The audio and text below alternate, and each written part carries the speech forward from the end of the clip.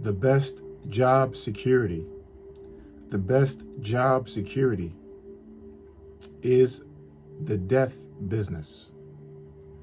Business is booming. All right. The fourth seal. So with that, I would like to say, Kal Halal, Yahweh Bahashim, Yahushai Bahashim, Ruach Kodash, Thawada Yahweh for giving us Yahushai. Double honors to the apostles of GMS who have the 100% spirit of Yahweh Bahashim Shai in them. Double honors to the CT bishops, elders of GMS, our big brothers. Greetings and salutations to the brothers in this country and all over the world who are prophesying in the true name of Yahweh Bahashim Yahushai, which is none other than the power of the nation of Israel, which consists of you so-called blacks, Latinos, and Native Americans, and anybody who are descendants from those people on their father's side. Shalom to those who are scattered abroad. Shalom to the Akim and the Akwith. I'm Ya'ikwab, Lord willing, serving the King of the universe, King Yahushai, from the power of Yahweh. All right. And again, this title is the best job security is the death business. Okay, and business is booming. All right, and we're going to go into Revelation, the 6th chapter, which, you know, this title or this topic of the show proves Revelation, the 5th chapter, which talks about the 4th seal, or the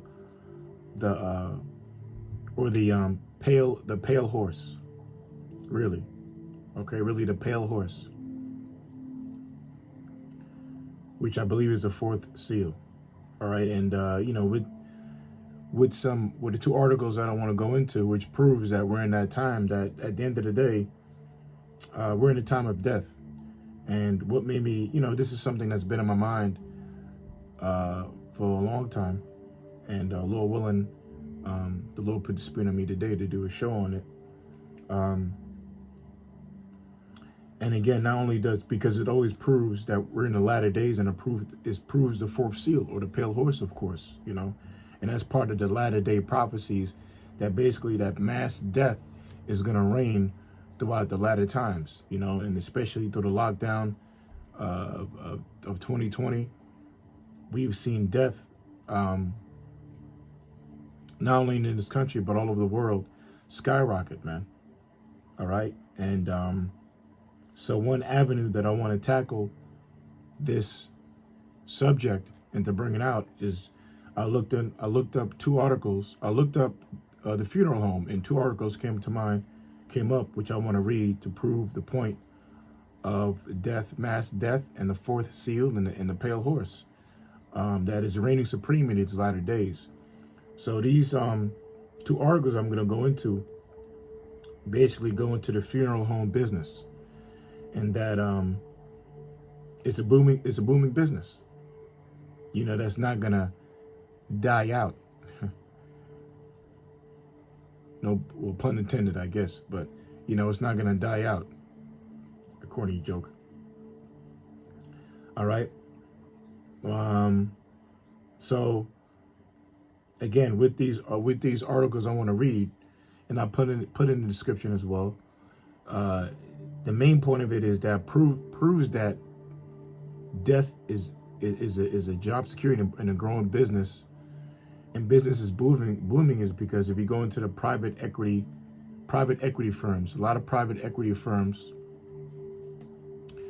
which really, when I say private equity firms, is dealing with, you know, a private equity firm that is supported by financial supporters or some financial sponsors, deals with marketing, you know, and advertisement, whether it be newspaper commercials, and then you have your investors, you know, that invest in these private equity firms,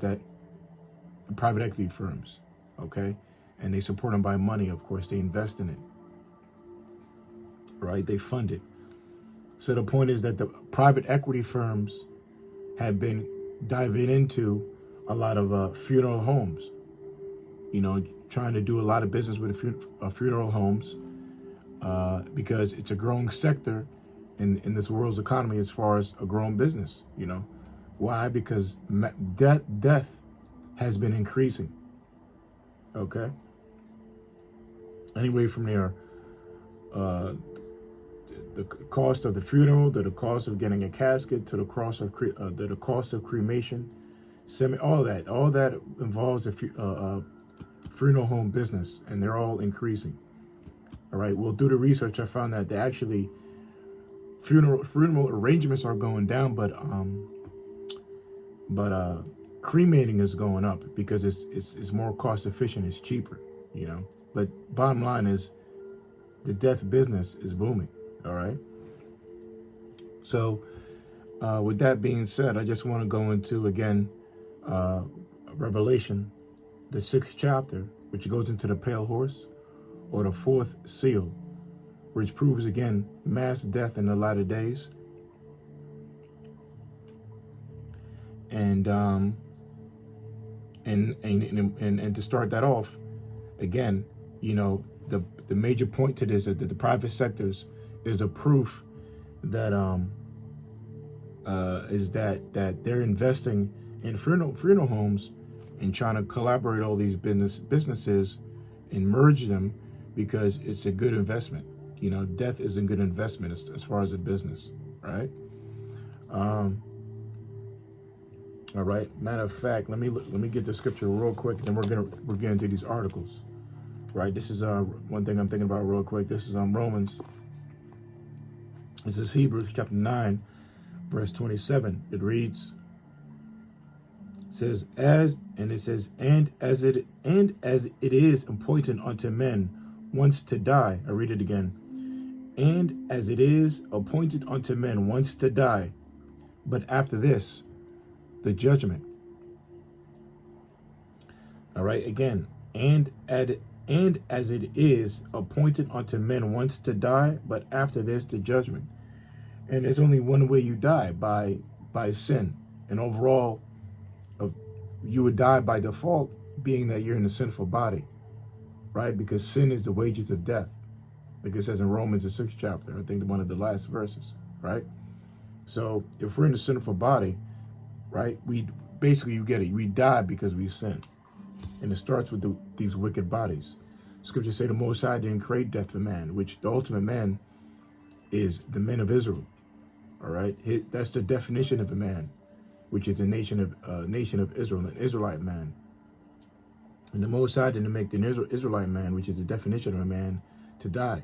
He made him to be in his immortal image, like it says in Wisdom of Solomon, the 6th chapter. All right, he didn't make man to die, and that's going to be seen very soon when the Lord makes his men he saves us out of these sinful bodies, which accumulate death by sin, and puts us in a righteous body, which accumulates infinite life by a godlike power, by a god body, extraterrestrial bodies that can attain an infinity life through the power of Yahweh Shemai. All right. So just wanted to bring that out to say again that basically we're appointed to die because we sin, and that's the judgment. Because why? That's judgment, and judgment comes from a set of rules, laws, and rules and statutes, which is the ultimate way a man is judged by, which brings death, is by the law, statutes, commandments, and the rules of the Heavenly Father that was given unto his people. All right. So furthermore, let's read these articles I got right here. All right, I got it right here, which proves these two articles. So I got two here. I have death is anything but a dying business, as private equity cashes in on a $23 billion funeral home industry. Okay, so they're cashing in. They seeing where the big bucks are going. They say, hey, this is booming. We gotta invest. We got to invest because a lot of these funeral homes are owned by mom and pops. 80% of funeral homes in America are owned by family-owned businesses. And the next article I got is oh,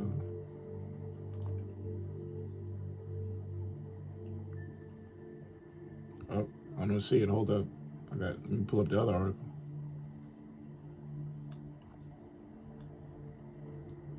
Select. Okay.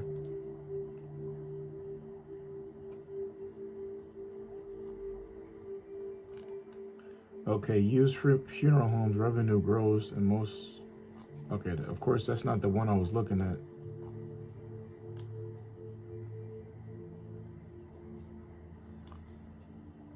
It may have been. Salak, I'm sorry.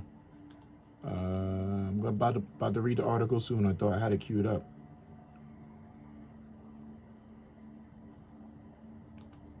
Okay, so those are the two. So let's read this one first.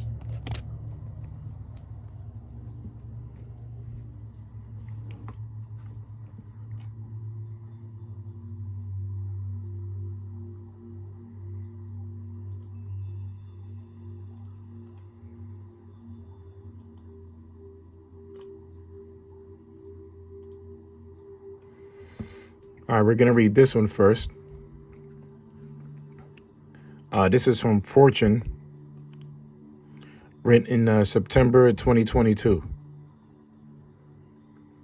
All right, a few months back. And the title reads, "Death is anything but a dying business as private equity cashes in on the $23 billion funeral home industry."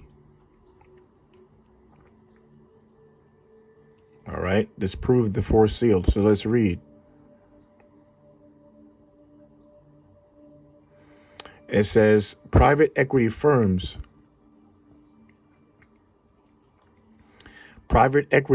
are investing in health care from cradle to the grave.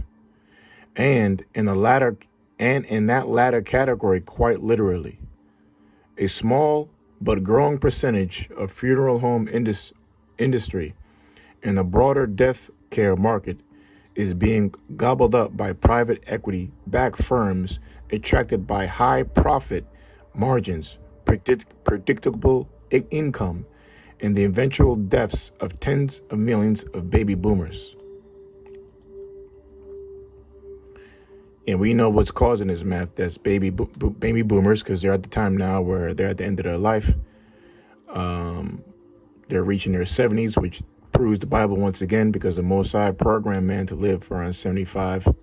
I think it's 70 and 10 and a half, something to that effect. 70 So 70 in the scriptures would be 60. 10, which would be 10 years. Right, or I think it says 70 and a half, something like that. So that's 75 years. So the baby boomers, they're reaching in their 70s now. You also got the jump shot that was mandated across the whole world. That's that has elevated death since 2020. And violence in general, the Most High casting judgment all over the world, whether it be natural disasters, earthquakes, war, conflicts, freezing temperatures, et cetera, you know. All right, so it says, the funeral home industry is in many ways a prime target for private equity, which looks for markets that are highly fragmented and could benefit from consolidation. By gobbling together chains of funeral homes, these firms can leverage economies of a scale in purchasing, improve marketing strategies, and share administrative functions. Right, because it's fragmented. Because again, these private they see opportunity in these funeral home business, because a lot of them are owned by, again, 80% are owned by, what we're about to read, by private families. So the thing is to consolidate these businesses and make more money out of it. It says, according to the industry officials, about 19,000 funeral homes make up the $23 billion industry. $23 billion industry in the U.S., at least 80% of which remain privately owned and operated, mostly mom and pop businesses with a few regional chains thrown in. The remaining 20%, or about 3,800 homes, are owned by funeral home chains, and private equity-backed firms own about 1,000 of those. Consumer advocates worry that private equity firms will follow the lead of publicly traded companies that have built large chains of funeral homes and raised prices for consumers. The real master that's being served is not the grieving family who's paying the bill, it's the shareholder. Executive Director of the Funeral Consumers Alliance, a nonprofit that seeks to educate consumers about funeral costs and services.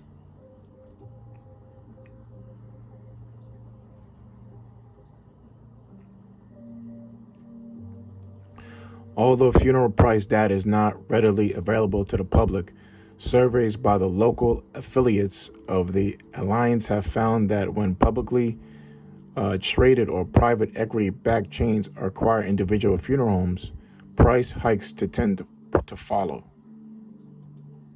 So I'm about to read you. This is, I guess, an example of a private sector, private firm, investment firm, buying out a funeral home, and they raise their prices as far as funeral home cost. It says in Tucson, Arizona, for example, when a local owner sold Angel Valley Funeral Home in 2019 to a private equity-backed foundation partners group, prices increased from $425 to $760 for a cremation. It says $1840 to $2485 for burial with no viewing or visitation, and from $305 to $440.80 for a full economical funeral.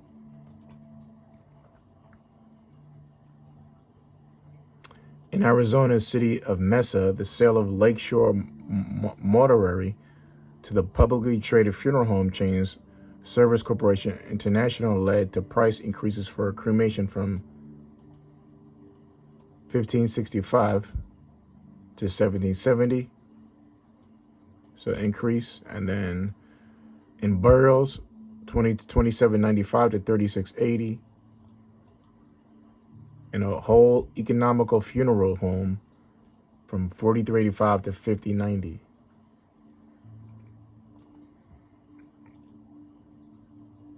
All right, so that was it for that article. I just wanted to bring that out to prove to you that a lot of private sectors, right? Like it says here, consumer advocates that private sectors are investing in funeral homes because they see profit in there, right?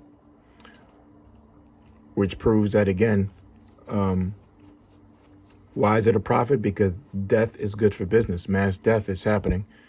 And it's part of the latter-day prophecies, the fourth seal, the pale horse.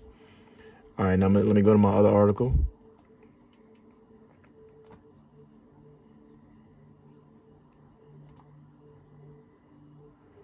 This is from marketresearch.com, right? This is dated August 1st, 2022. Okay, so about 6-7 months ago. So it says U.S. funeral home, about like 5 months, right? 5-6 months. It says U.S. funeral home revenues grow the most in 20 years in 2020.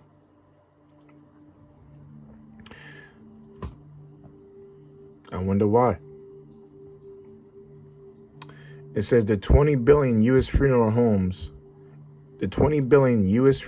industry is a mature, low growth, and fragmented business comprised of mostly independent services. The C-19 pandemic resulted in a record for 3.4 million deaths and a record of 1.9 million cremations. And the industry benefited from that increase in 20 to 2021. All right, they benefited. And we're in 2023 now. This is a fragmented industry where barriers to entry are high. The four largest companies in the business as a group capture 22% of total sales. Approximately 85% of funeral homes in the United States are privately owned by families and individuals.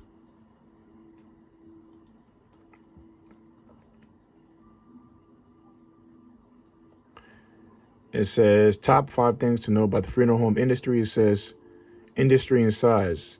Market data estimates that the U.S. death care industry was worth $22.20 billion in 2021, with receipts up to 8.4% from 2019. Approximately $15.6 billion of this was generated by funeral homes. Revenues grew another 7.7% in 2021 to $21.7 billion industry. Revenues are forecast to grow at a slower 1.9 average going into 2025. So it's going to increase. They said it's going to slow down, but at their rate, but still going to be averaging close to 23 billion a year. So it's increasing.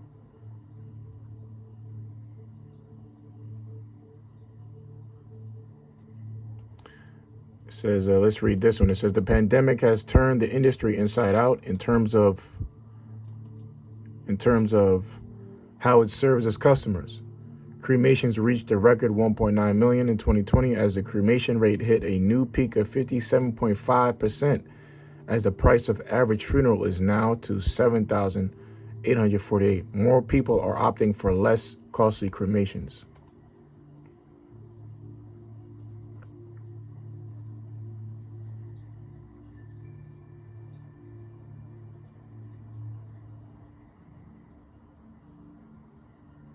All right.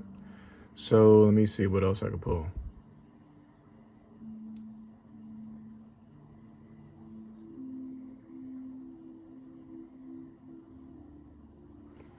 Market share. 4 large death care companies include Service Corp International, Carriage Services, Stonemore Inc., and Park Lawn Corp., which have combined revenues of $5.2 billion in 2021. Good for 22% of the industry's revenue. They are growing via acquisitions. So these are 4 large death care companies, right? And basically they're growing the more deaths that are happening.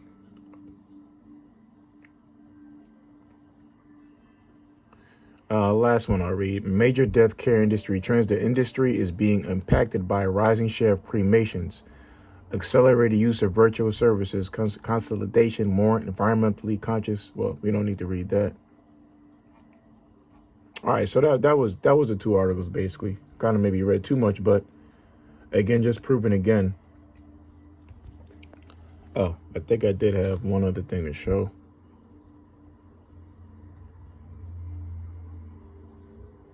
All right, well.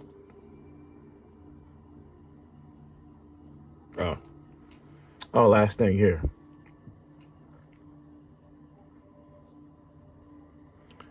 I typed in, have funeral homes increased in business since 2020? And this came up.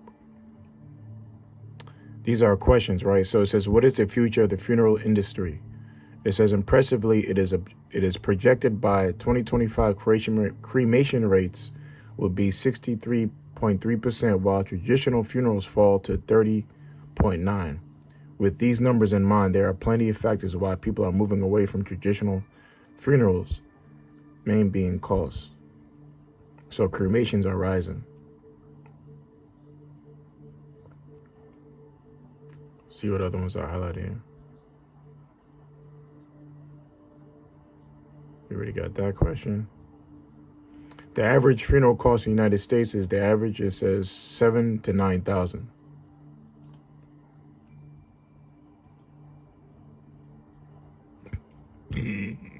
All right.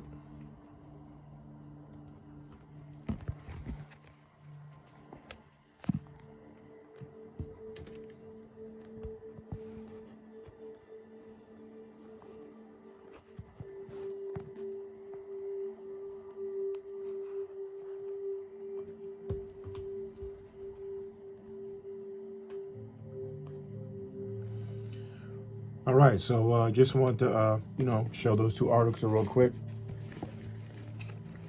to prove again, once again, that, you know, that's the best job done right now, man, to be involved in the death business, man. You know, we just proved that it's booming. Okay, so again, those articles will be in the description. And let me read these two scriptures. Let me give matter of fact, let me get Revelation, the 5th chapter.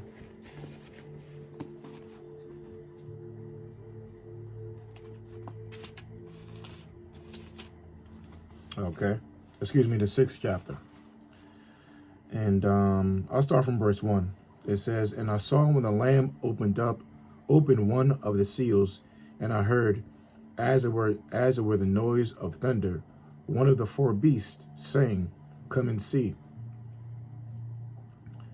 It says, "And I saw, and behold, a white horse, and he that sat on him had a bow, and a crown was given unto him, and he went forth conquering and to conquer."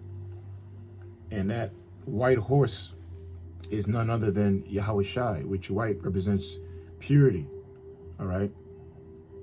And there's nothing more pure than the Son of the Heavenly Father, our Lord Yahushai, who's going to come back and save the rest of the pure, the elect.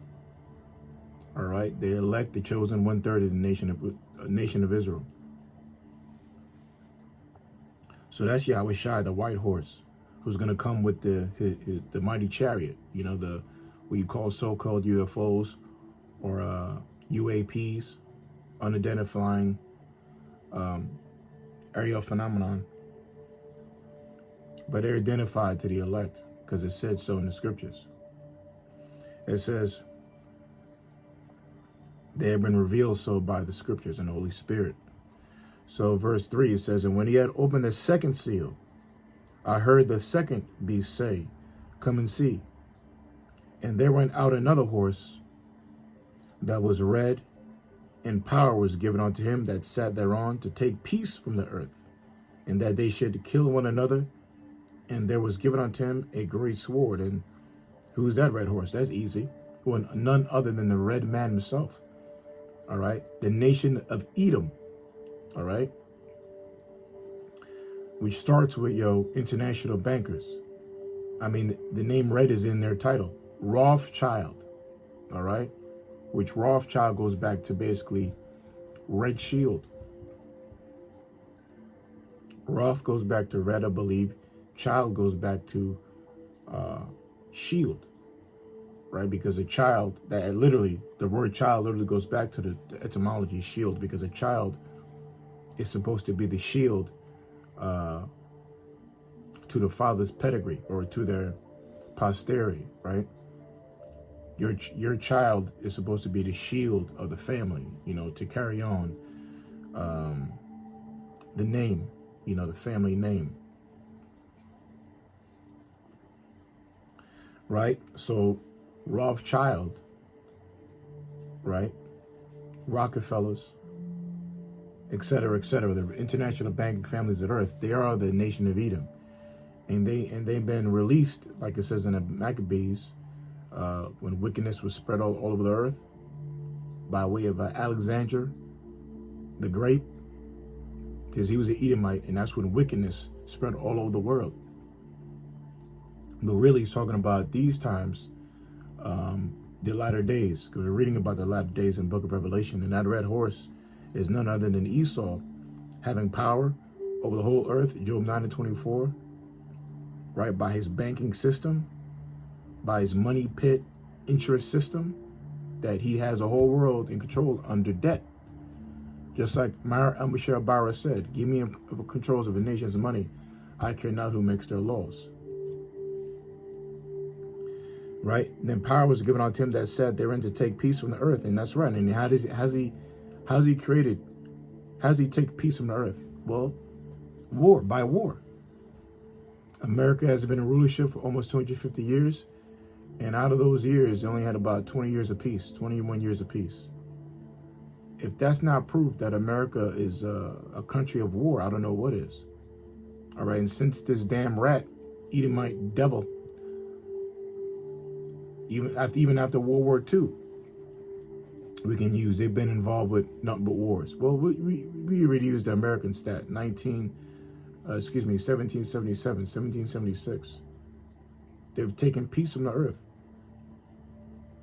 to this day. And it says, and they that should kill one another, and there was given unto him a great sword. And sword, that's what he has. By a great sword, meaning a sword is a killing instrument, is a war instrument, right? So basically, they're going to go to war. But that sword identifies who this man is, because he lives by the sword, right? He is taking peace from the earth by living by the sword, by living by war. And it says, and when he had opened the third seal, I heard the third beast say, come and see.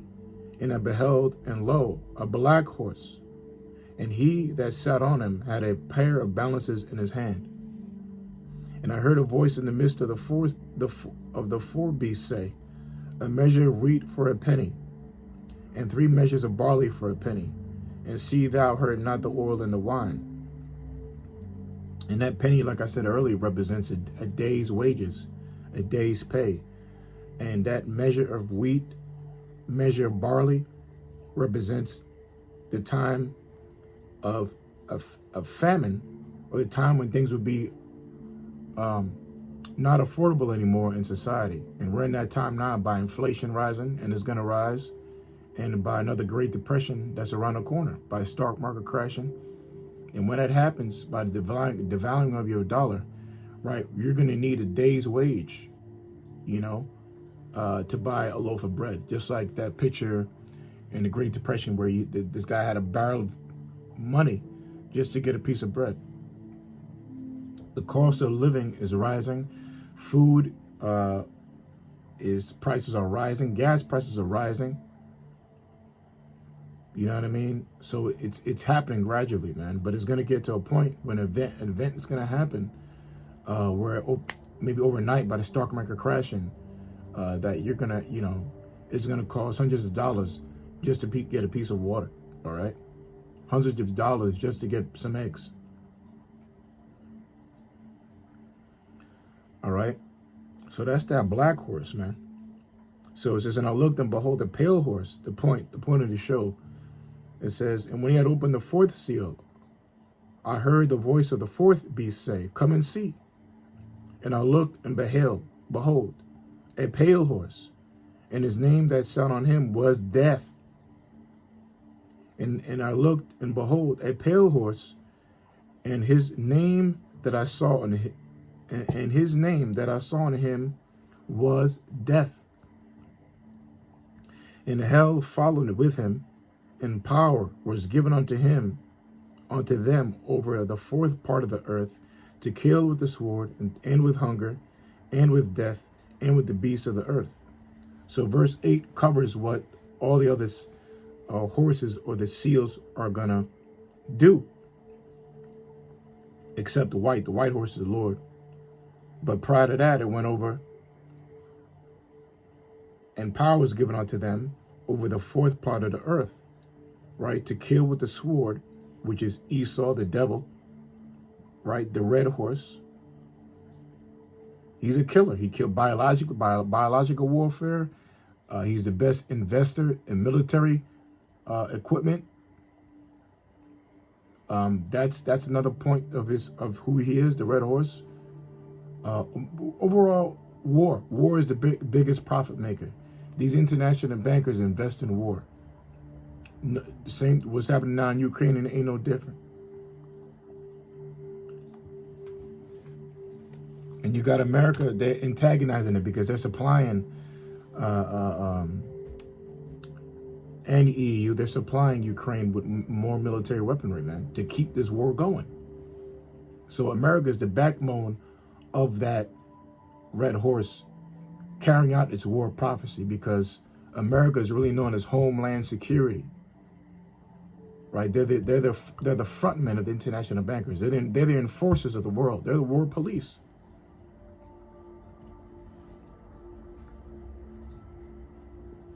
So then it says, to kill the sword and end with hunger, and hunger is that black horse, because it's come to a point where you're gonna have to use a day's pay, which is a penny, right, or a day's work to just buy the littlest items for nothing. Well, that which you get back nothing. And we're in that time now. Well, it's gonna rise through inflation and ultimately a major economic crisis happen, whether it be probably stock market crashing. It's inevitable. In which you're bringing in famine, because if you can't afford to buy anything, that's that black horse, meaning you can't afford to buy food. You got 700 factories, distribution warehouse factories of food burnt down to the ground all over the world. You got over 100 factories in America alone in 2022 that burnt down to the ground mysteriously out of nowhere. You would think with food factories, distribution centers, that it would have to be by default, the highest state-of-the-art equipment to protect your food. It's so vital to society. But nope, 100 factories burned down to the ground. I wonder why. Because it's being engineered by the devil. This food crisis is being engineered.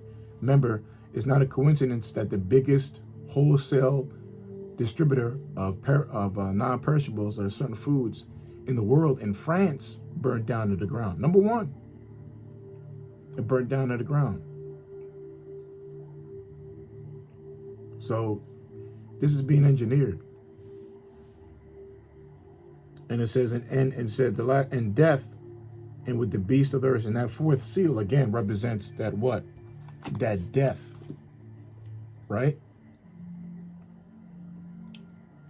Like I said in verse 8, it says, and I looked, and behold, a pale horse, and his name that sat on him was Death.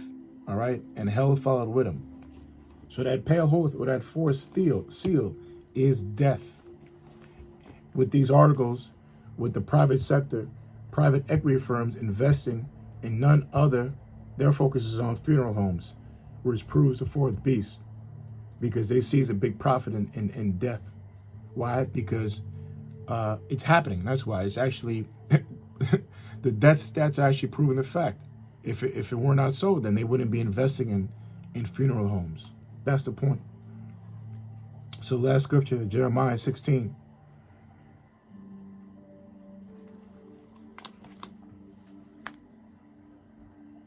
I'll start from 1 to points in 4. It reads, the word of the Lord came also unto me, saying, thou shalt not take thee a wife, neither shalt thou have sons or daughters in this place.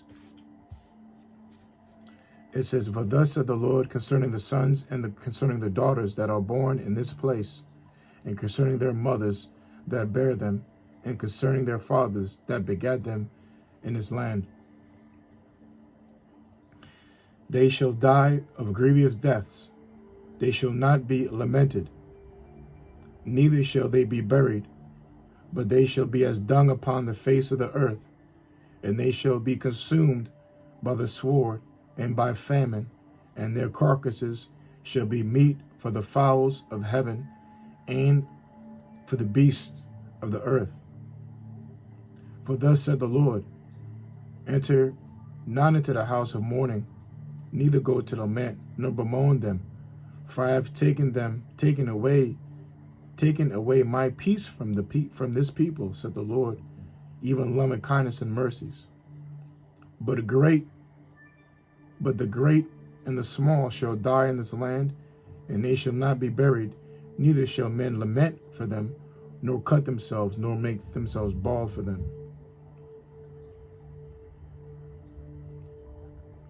Neither shall men tear themselves for them in mourning, to comfort them for the dead. Neither shall men give them the cup of consolation to drink for their father or their mother.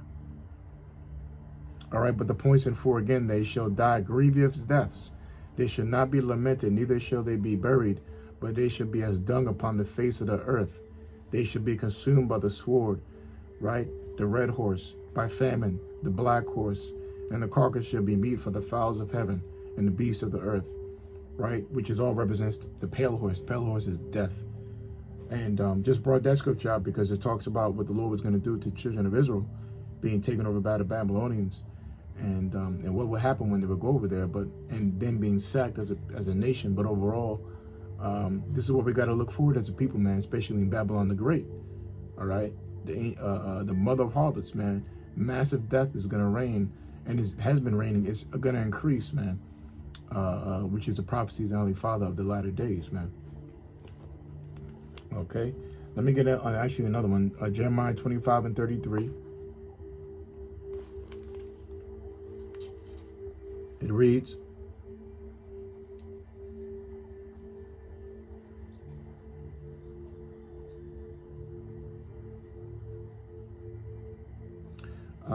this is Jeremiah 25:31.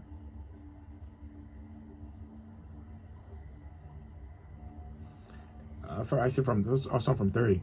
It says, therefore prophesy thou against them all these words, and say unto them, the Lord shall roar from on high, and utter his voice from his holy habitation. He shall mightily roar upon his habitation. He shall give a shout as they that tread the grapes against all the inhabitants of the earth. And noise shall come even to the ends of the earth, for the Lord hath a controversy with the nations. He will plead with all flesh. He will give them that are wicked to the sword, said the Lord. Thus said the Lord of hosts, behold, evil shall go forth from nation to nation, and a great whirlwind shall be raised up from the coasts of the earth, meaning storms, tempests, earthquakes, things of that nature, natural disasters. And just like a lion roars on his habitation, it roars before it goes and hunts and prey. Basically, when a lion roars, it's on, man. You better start looking over your shoulders. And the cry of the Lord of his roar is roaring upon the earth, which means the earth is his inhabitants that he's soon about to claim, and he's roaring through the prophets, and overall through mass chaos happening all over the world.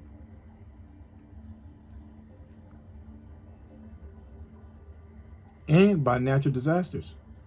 That's the Lord roaring upon his inhabitants. And the slain of the Lord should be at that day from one end of the earth even unto the other end of the earth. They shall not be lamented, neither gathered nor buried. They shall be dung upon the ground.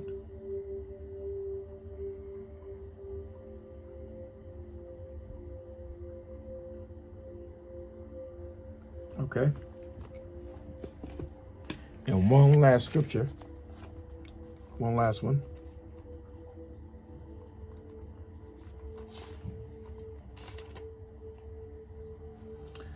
Sirach chapter 39, verse 28. There be spirits that are created for vengeance, which in their fury lay on sore strokes. In the time of destruction they pour out their force, and appease, which means satisfy or relieve the wrath of him that made them. Fire, hail, which is tempest, right? Natural disasters. Fire, hail, famine, the black horse, death, the pale horse. All these were created for vengeance. Teeth of wild beast, right? We just read Jeremiah 16:4. The teeth of wild beast and scorpions, serpents, and the sword, punishing the wicked to destruction. And at the end of the day, all this is happening because why? There's mass wickedness happening all over the world, you know. And again, the Most High is going to prey on the wicked. All right, we're in that time now. What's the evidence? Mass death is happening all over the world by natural disasters, by conflicts and wars, by the red horse, the devil himself, biological warfare, etc. Right? And by the jump shot. Many ways. And again, I brought this article, the two articles I wanted to read to prove the fourth seal, that these private equity firms are investing in these funeral homes because they see it's a big profit, it's big business, right? And it will, and it's going to increase more death. This said the Bible. So with that, I say Kal Halal, Yahweh, Bahashim, Yahweh Shai, Bahashim, Kwakadash. I pray you edified. Barakatah Yahweh Shemai Shai. The water Yahweh forgiving us Yahweh Shai. The blindness to the apostles and elders. The blindness to the CT bishops, elders of GMS. And shalom to your brothers in this country and all over the world, prophesying in the true name of Yahweh Shemai Shai. Shalom.